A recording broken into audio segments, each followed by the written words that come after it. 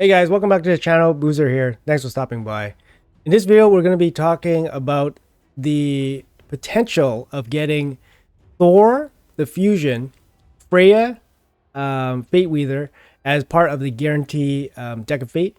And obviously, we're going to throw Odin in there as well. And obviously, we're going to throw in potentially a hero's path for one of the 5-star souls, most likely for Thor. So I'm going to try to break down these 4 different kind of champions or pieces that we all want to acquire, but which one do we prioritize the most? And I want to try to break it down and try to convince you guys what you guys should probably do. We are on the test server today, so thank you Plarium for allowing us access to that. So first of all, I want to show you guys some of the champions that we're going through. So Barbarian faction, all the Asgard champions will be here. They're revealed to us. We know exactly what's going on. And we know that some of them will be guaranteed champions. For example, Freya here. She's the mother of Thor, wife to Odin. Very, very good champion, guys. Very good champion. If you guys checked out my showcase video, increased defense, shield, big shield coming from one move. She doesn't need any help from anybody. Massive shield here. Also has some kind of potential for future proofing it. The reason I say this is because it has additional scaling from Champion's max HP. It makes it additionally larger shield than kind of anybody else right now. So I think Freya, with this ability, she also brings some utility with the AoE provoke. It's a low chance, but it does show up. And then she brings a solid cleanse, turn meter and stuff. Her passive's also really good and does bring, again, future potential as well in future content. As you guys know, in my showcase video, I did show her passive quite extensively in various areas. And her 1 HP, keeping the champion alive from a fatal hit, you can pinpoint this, right? Highest crit damage. You know exactly who's going to survive. And having them survive at 1 HP allows them to basically, cheese some content, right? We see this with Godseeker Neri. We see this with Blizzard's passive, for example. It allows them to cheese content. So surely there will be some content in the future, perhaps, or perhaps somebody will figure it out with Freya, how to use this passive to cheese some content in the future. So I think she's a very, very good, solid pick. Solid pick if you want like the guarantee champion. It is part of a deck of Fate, and we don't know exactly what the deck of Fate will ask of us. It could be shards. I assume it will be shards plus something else, probably training. Obviously, most efficient through shards, but obtainable through training. That would be my guess. However, I will preface that if it is sacred shards, I wouldn't be surprised if they jacked up the price big time. Like I'm saying 25 sacreds. People are saying 20 sacreds, but guys, 20 sacreds is 2022, right? This is 2024. We're heading into 2025. She's probably going to be 25. I would say 25. I would budget 25 sacred shards worth of points for her. And I think for her, I think she's pretty good. I don't know if it's worth it. It depends on your account and depends on what you're giving up. Would you give up somebody like the potential to win Odin if you had 25 sacreds? Would you give up the potential at the Thor Fusion for Freya? Would you give up the potential for Thor's 5-star soul for 25 sacreds? That's kind of what you're comparing her against. If I were to basically suggest, it really depends on your account, but it also depends on what she's up against. So I'm going to go through the other candidates here. So we got Odin here. Odin actually is a very good Void Epic. I did kind of downplay him a little bit in my showcase, but he's actually very good. You can kind of build him in a couple ways. He actually deals a little bit of damage here with his A3. Great speed aura, and his passive is incredibly annoying. Obviously, block damage in certain comps will just break the opponent completely. So very, very good champion. It was mentioned that he is obtainable from a champion chase. And we all know that Plarium's going to put a 200-man winner-take-all champion chase. And there's going to be somebody that goes crazy for this guy. And, even your 25 sacreds are basically not safe going for this guy. So if you want guaranteed value, I would rather invest 25 sacreds into Freya and make sure you get Freya. As opposed to trying to go for Odin here. Although I think Odin is really good. I think his kit is kind of self-explanatory. And yes, his passive can be super annoying. His passive can be super annoying, can be super powerful as well, and could potentially be usable in some content as well. Obviously, we see block damage show up in a couple things like Iron Twins, for example. We see it show up, obviously, like, against super hard content like Bommel. Just an example, right? But is he worth, potentially going for? I definitely would avoid Odin at all costs, especially the champion chase, unless you're planning to basically go all out. And even if you go all out, you're not even guaranteed this guy.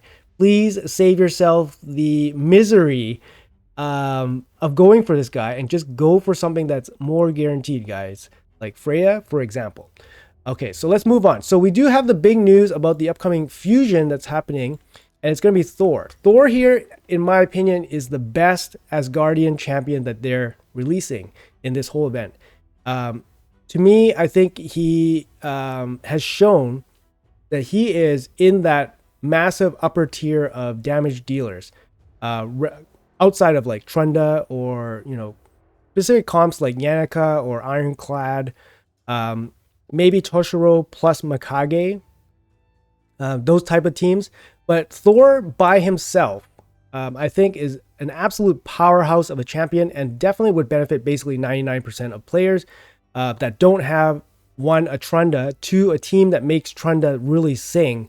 And even then, I think a Thor in the right team can maybe outdo a bad Trunda team in terms of overall damage. From what I've seen, from what I've been able to test, his damage is very, very good. And he's very good at actually clearing just general wave content. He brings a stun as well, which allows him to kind of solo some content too, potentially, if he's strong enough, of course. We've seen like Fushan, for example, Fushan with the AoE stun can solo, Dragon at one point with the proper gear, right? Or whatever, normal Dragon back in the day. So Thor, I think, is very similar. He can definitely do it. He deals tons and tons of damage. He is part of a fusion, is a hybrid fusion, as we've seen. It's a hybrid fusion. That means you're going to be collecting fragments to build void epics. That's a big thing too. It's a void epic. 4 void epics will go into and fuse Thor. The problem with the void epics means you can't pull the epics from regular, ancient shards or sacred shards. You have to pull them from void shards, which is a much harder task to do. Keep that in mind. So basically, mistakes are unforgiving in this kind of fusion. You have to do it in a certain amount of time frame. You can't save him like fragment fusions to complete him. But he will be less shard intensive than going for example, Freya. So if you could imagine Thor's fusion as, total resources over a span of 2.5 weeks. And then you can look at Freya's guarantee as a very condensed, very restricted kind of fusion. Would you prefer to do Thor or Freya? Right? So that's going to depend on your account.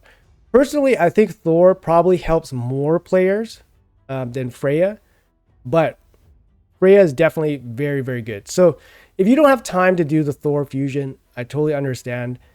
Freya is a very decent, condensed mini fusion that you can guarantee an outcome, right? I definitely suggest going for one or the other. If you had to choose one, I would definitely choose Thor. For most people, I would definitely choose Thor. Okay, so with that being said, the last thing that pops into mind is that there is most likely going to be a Titan event following this Thor fusion, and most likely it will be for Thor's 5-star soul.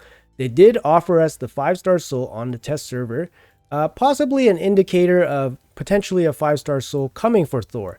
So this makes me believe that there's probably going to be a Titan event. I don't imagine a Hero's Path, because a Hero's Path, I think they put out only for 5-star souls of champions that are maybe lesser. For example, Skorid. Skorid was kind of a lesser fusion. He's good, but he's kind of like a lesser fusion that most people didn't really care about. So putting out like a 3-week or 2-week Titan event for Skorid probably doesn't make too much sense for them monetarily. So they decided to make him only, a 3-day Hero's Path. But I think for Thor, they definitely could make him a 5-star Titan event, spanning 2 weeks or whatever. Is his 5-star that beneficial to him? hell yeah, it is beneficial to him. Look at this. Look at this boost from Nature's Wrath, which is probably the best blessing for him up until tier 6. Increased damage inflicted by this champion by 3%, up to 15%. And obviously all the stat bonuses he gets. Accuracy, he definitely will benefit from. Decreased speed, right? You don't really want to build it into his kit, but getting an extra 60 here just from a blessing is massive. And then obviously a crit damage here. And then the extra attack here is obviously very good for Thor. So a 5-star blessing would be massive for him. You definitely want it. However, do you do the 5-star blessing Titan event, or you do the Freya guaranteed, assuming that both use shards? Personally, I would prioritize Freya the champion over the blessing, because my reasoning is Freya the champion is a guarantee, but so is the blessing. Freya the champion will never be a guarantee to show up into your account if you don't get her in the guarantee deck of fate.